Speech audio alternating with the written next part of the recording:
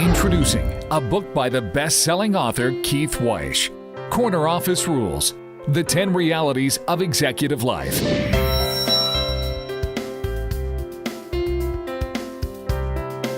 Let's listen as Keith discusses his book by Fireside. Welcome back. This is Keith Wyche with another episode of Fireside Chat. Concepts and ideas from my book, Corner Office Rules, The 10 Realities of Executive Life.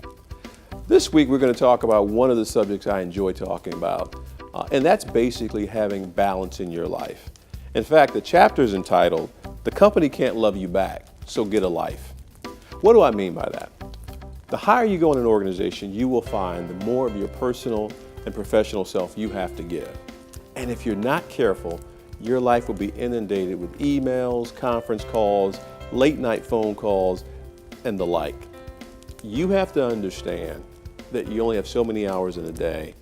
And oh, by the way, you do have another life other than that job. You have family, you have friends, perhaps you have children, fraternity members, other people in your life that are important. You have to make sure that you have what I call not balance, because there's no such thing as a 50-50 work-life balance, but there's something I call managed imbalance.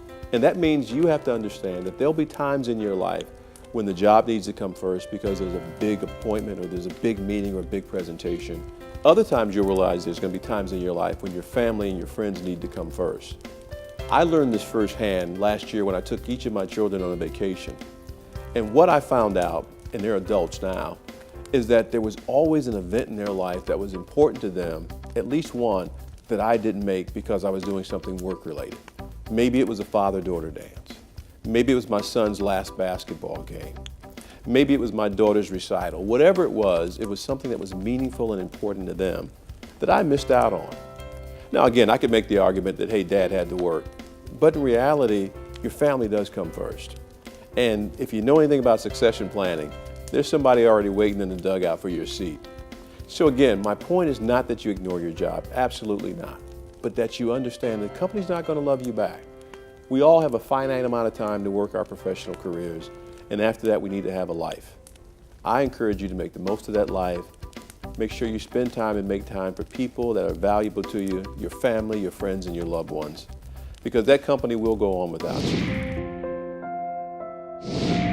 Hi, this is Keith Wyche, and hopefully you enjoyed the previous episode of Fireside Chat.